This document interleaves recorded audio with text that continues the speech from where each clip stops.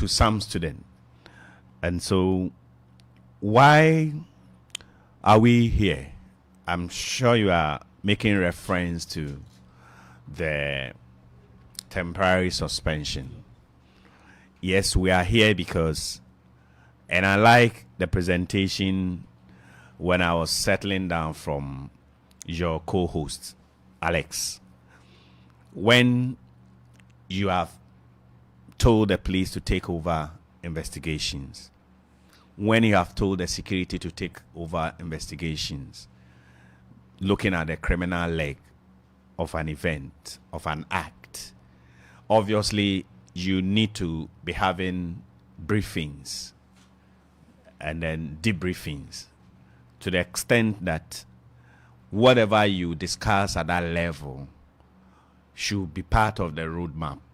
And so the roadmap is that the request is that we put on hold the celebrations. Remember, we have 13 for now, 13 halls. The Sasakawas, the graduate hostels, all of them put together. And they all celebrate hall weeks. And so just last week till this week, we're going to have 6 or so. So you have a timetable for all of them. And so if the advice, of course, not just an advice from our security and intelligence, say that or suggest that we should put the remaining, if you like, or the ongoing whole weeks on hold for them to do effective work. Obviously, so they'll have a good atmosphere, environment to do a thorough job. You have no option than to agree. It's not as if the university is so interested in just stopping whole weeks. And so that feeling that, we were in it, we're getting ready for it, we have spent on that, it's normal. But we are not in normal times. Other than that, why would management say that we are suspending the whole week? Remember, before any whole week, student leaders, of course, the JCRCs and the SRCs and everybody that is responsible mainly for the organization of this is taking through a lot of discussions. And so it's not as if the leaders, the hall masters, the hall wardens were not informed before this announcement. It was a discussion. They appreciate the need to do that. So if you're a student, I'm not sure you love the hall more than the university management or your hall council, or if you like, your leaders in the hall. They love the hall. So I think it's in our own interest to do that. Okay. So does it mean that the suspension may be over when the police and all the other... We said until further notice. That's the communication. And until further notice means that until you are notified otherwise, the suspension is in place. And I'm not sure there's any definition for how long temporary means.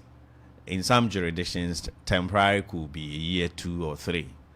In some jurisdictions, and by all definition, it could also mean a day or 2.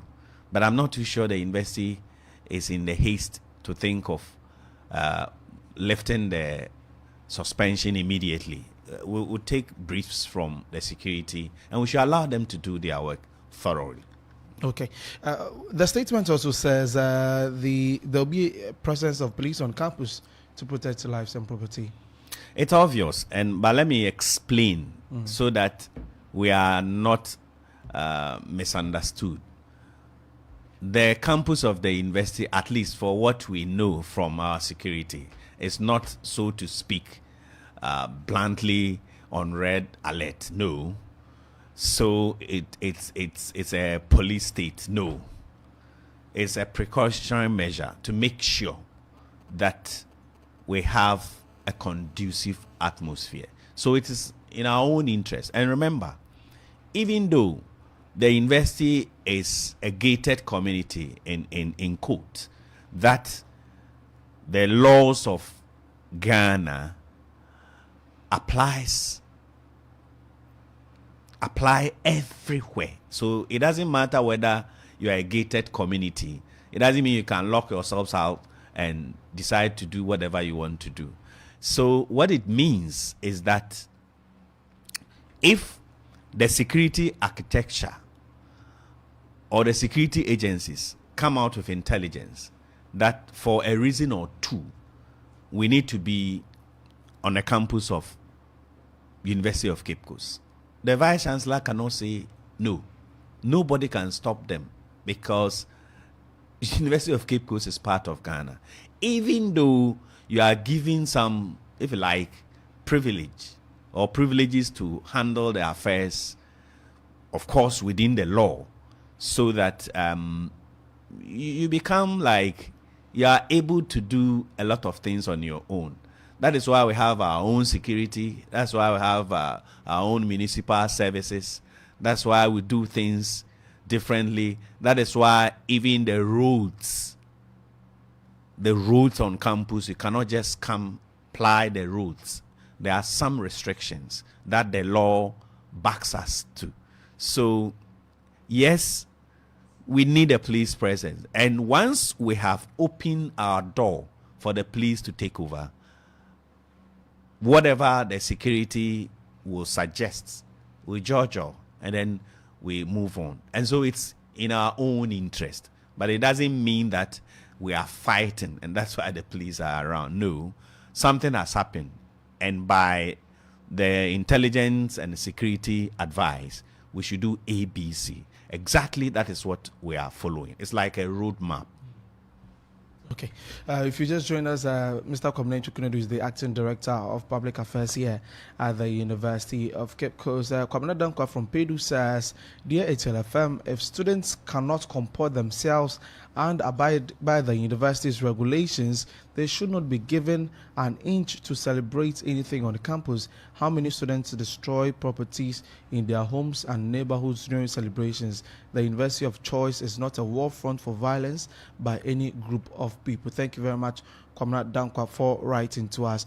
Francis also says, the whole week celebration have really helped us a lot. That's it. It aids in releasing stress from many tension coming from various corners of the university. There are also some cultures that are demonstrated during the celebration, and foreigners at the universities will also learn that culture. Thank you very much, Francis. This one also says, I have stayed in this university for over 17 years, and this vandalism is no new thing at all among HL and Casford, and most recently Yogwa. Since I entered the school officially as a student, there have been serious fights among HL and Casford every semester, but we hear nothing from the administration. Even before the recent one, some Casford students attacked ATO holders on Wednesday in broad daylight, and nothing was done by administration. But ATL and Ogwa has attracted national attention and media. You are now acting. Well, you didn't add your name, but I think that in every situation, you've got to make a move. You can't just sit there. I will not attempt to speak to that. If he has lived here for 17 years, then then it's really unfair to suggest that nothing has been done. 3 years ago, some students were taken to court for this kind of attitude. Some of us have also been here over the 17 years. And I'm not too sure that anybody is interested in what happened. Maybe he traveled some 3 years ago, so he didn't follow what really happened. Okay, Mr. Kwabena Chukwunedu, I'll come back to you for your final comment before I wrap up. And any student that has anything to mention to the police to aid in investigations, how they would go about it. Trying to get this message. It says, this suspension is painful that coronavirus, but it is necessary. We must learn not to repeat vandalism again. Okay, thank you very much. And this from Joroko. So, Mr. Community, students listening, anybody listening who's got some sort of information to help with investigations, how do they go about it? Yes, the first point of call, if you have any information as a student, is to either you go to the Dean of Student Office or any university authority, and trust me, your identity will be protected. Not only that, we have also heard a lot of things that we cannot share on radio, but we want to let all of us know that it is in our own interest to make sure we stop this. Somebody said it's been 17 years and that. Yes, there've been pocket of these disturbances over the years. And I agree, because I was once a student and I have had the privilege of belonging to 3 halls. Of course, the first one is the most important to me. And then for my postgraduate, the 2 times I was affiliated to other halls. And I have stayed in another hall, even though I wasn't a haller. So you put all together 4. So with all humility, I'm in a position to speak to some of these issues in terms of what I've lived with. It used to be a very healthy competition where halls will want to show their strength in sports, in what do you knows, in academic issues, but at a point in time, it degenerated into something like fun that had some element of, we have kidnapped your colors, we have kidnapped your drums, and that was it. But recently, and if I say recently, maybe some 5 years or go back some 7 years coming down, we have seen some element of criminality. And so to suggest that we wouldn't have this healthy competition in a university, I think in a society, even in secondary schools, classes, competition, we do it, athletics, this, that, what we call houses. We wanted to prove to you that we are the most, if you like, call it supreme among all of you. Let's think of just sports, superzonals, and what happens afterwards. These are healthy competition. It only becomes a challenge when life and properties are at stake. And that is exactly what we are talking about. And so we want our publics, our stakeholders, student, everybody, faculty, staff, to let us reposition and rethink about this violence and vandalism. And so together we can help, if you like, stop this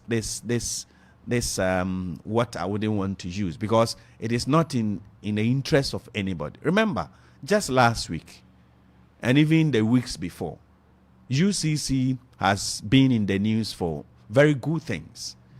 Think of the 7 varieties of cowpea developed here by our faculty and other good things we are doing. This is what will help the university. This is what will help the community. So if students are now moving into a level that is not allowed by law, I think we need the support of everybody, student, the university community, faculty, administrators, everybody, to deal with this issue. Because trust me, what happened at Ogua last Saturday, nobody knows if it had happened in another hall where, if you like, you look at the structures, maybe it would have been a disaster. Because, for Ogua Hall, the JCRC is a bit far from where students really live. The offices and the JCRCs. Probably that's why we're able to lay hands to reach at fire extinguishers and all that to do the needful.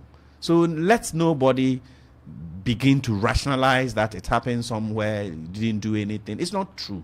Anytime these things happen, the university set up committees, some of the issues went to court, and then we know, because it should also be lawful. You can't just get them and say, because we have arrested you, what? Are we going to slaughter them? No. The law should take its course. Okay. And that is why the university sees this as a purely criminal thing. And so we have funded it to the authorities, the bodies, the agencies that should deal with it. That is not also to suggest that we have thrown away the rules and regulations on campus. The other leg is also being pursued. Okay. And very soon, our publics will hear from us. And I'm happy that we are all condemning this. So let nobody rationalize the fact that when it happened here, nothing. Unfortunately, the university is such a place that in most cases, the outcomes of these things are not published in the dailies for everybody to know. But I think going forward, probably, we need to let people know the outcomes. Okay. Thank you very much, Mr. Kwabena Tukunedu, for your time this morning on the show. So you heard from Mr. Kwabena Tukunedu, the Acting Director of Public Affairs here at the University of Cape Coast. Let me get to this final message before we wrap up. This one says, I want to plead with management to find a way of checking substance use among students. I don't understand how any normal person will set others ablaze. This is from Asana. Okay, Alex, it's been a great day. Well, it's been a wonderful morning, quite engaging, and we thank our, resource persons for coming. We thank, the Acting Director of Public Affairs for also making time to be in the studio. Great, thank you so much. The show was brought to you by MTN. Everywhere you go, we date for you. Kudos to the team led by Kofi Kunedu, Hetty and Oxen, Emilia Kafi, Roland Ewia. Make sure we're live on Facebook, Sinam, and also Dominic Bodo. My name is Desmond Okrekoda.